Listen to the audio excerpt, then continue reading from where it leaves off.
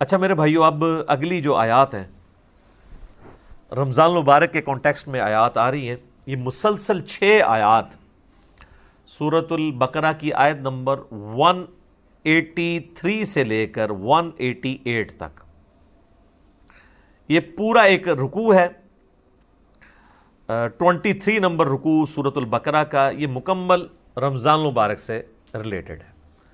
رمضان کے روزوں کو یہ یونیکنس حاصل ہے باقی تمام اسلامی عبادات پہ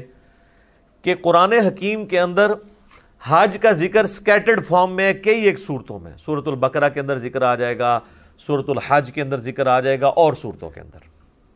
زکوٰۃ کا ذکر تو پورے قرآن میں سکیٹرڈ ہے، نماز کا پورے قرآن کے اندر سکیٹرڈ ہے۔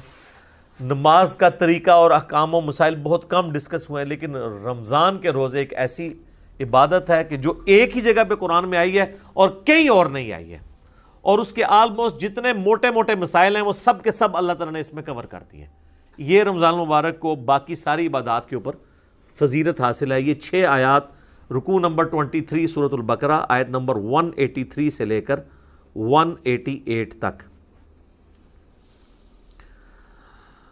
یا ایھا الذین آمنوا کتب علیکم الصیام، اے اہل ایمان تم پر روزے فرض کر دیے گئے ہیں، کما کتب علی الذین من قبلکم لعلکم تتقون، جیسا کہ تم سے اگلی امتیں جو گزر چکی ہیں، جو تم سے پہلے گزر چکی ہیں، ان پر فرض کیے گئے تھے تاکہ تم تقوی کی روش اختیار کر سکو۔ رمضان شریف کی آلموسٹ آمد ہے 1441 ہجری میں،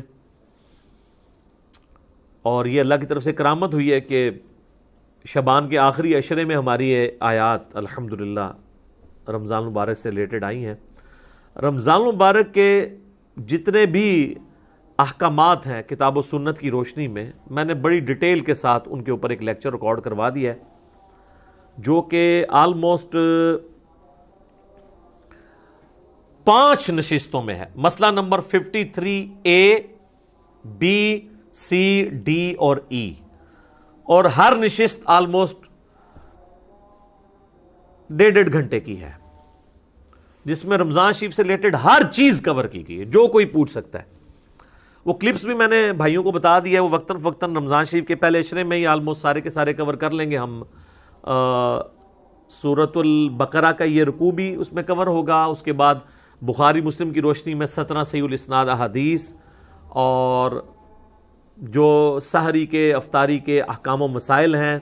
اسی طریقے سے عورتوں کے روزے کی رخصت کیا ہے، مسافر کے روزے کی رخصت کیا ہے، قضاء کا اور کفارے کا کیا معاملہ ہے، مریض سے ریلیٹڈ کیا چیزیں ہیں، ٹیکہ لگانے سے روزہ ٹوٹتا ہے نہیں ٹوٹتا، جتنے بھی جدید اور قدیم فقہی احکام و مسائل ہیں آلموسٹ 40 کے قریب ہیں جو اس میں ہم نے کور کیے ہیں۔ ایک ایک حدیث کا انٹرنیشنل نمبر اس میں بتایا ہے،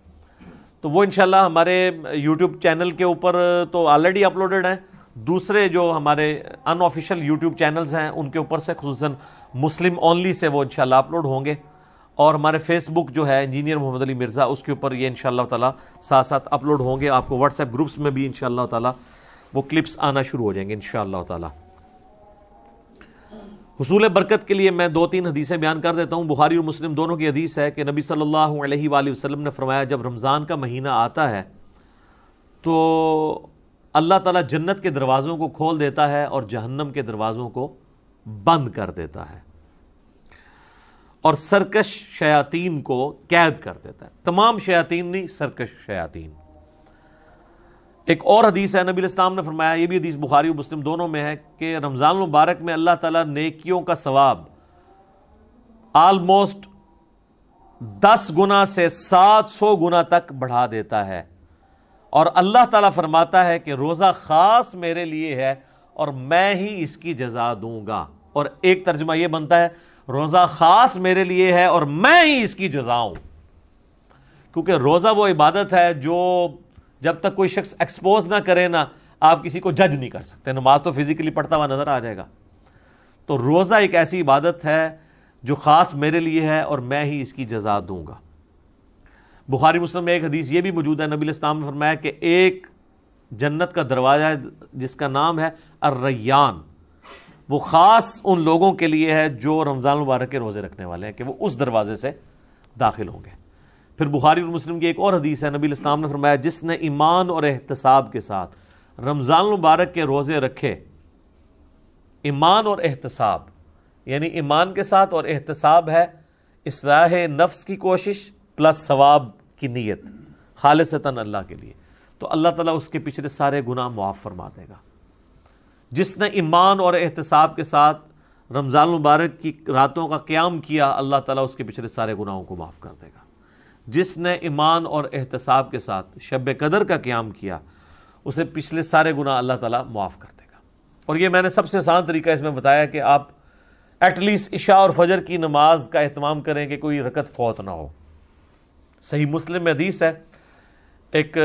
تابعی کہتے ہیں میں مسجد میں بیٹھا تھا، مسجد نبوی کے اندر، حضرت عثمان غنی رضی اللہ تعالیٰ عنہ علیہ السلام کا دور تھا، تو مغرب کی نماز کے تھوڑی دیر بعد حضرت عثمان مسجد میں آ گئے اور مجھے انہوں نے کہا کہ بیٹا میں نے نبی علیہ السلام سے یہ خود سنا تھا کہ جو شخص عشاء کی نماز جماعت سے ادا کر لے گویا اس نے آدھی رات کا قیام کیا، اور جو فجر بھی جماعت سے پڑھ لے گویا اس نے پوری رات کا قیام کیا۔ تو یعنی وہ بتانا چاہ رہے تھے کہ میں عشاء کی نماز سے اتنی دیر پہلے مسجد میں اس لیے آ گیا ہوں تاکہ عشاء کی جماعت چھوٹے نہ۔ آج کل تو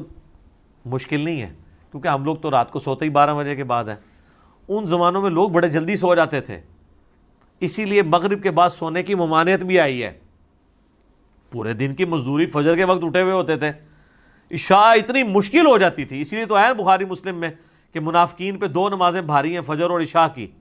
اور خصوصاً عشاء کے لیے بھی آیا بخاری مسلم میں کہ اگر یہ جان لیتے تو اپنے سرین کے بل گھسیٹتے ہوئے آتے ہیں مسجد کے اندر۔ اور فجر کے بارے میں سنن نسائی میں آیا کہ میرا دل کرتا ہے ان لوگوں کے گھروں کو آگ لگا دوں جو مسجد میں نماز نہیں پڑھتے، فجر کی نماز کے بارے میں بھی، اور بخاری مسلم میں یہ الفاظ جو ہیں وہ عشاء کی نماز کے بارے میں بھی آئے۔ تو آج کے زمانے میں آپ ذرا عشاء کو نہ قیاس کریں، آج کل تو عشاء سب سے آسان ہے ہماری نمازوں میں، کیونکہ ہماری جو روٹین ہے لائف کی وہ بدل چکی ہوئی ہے، اس لیے ہم اس تکلیف کا احساس نہیں کر سکتے جس سے صحابہ کرام گزرے ہیں۔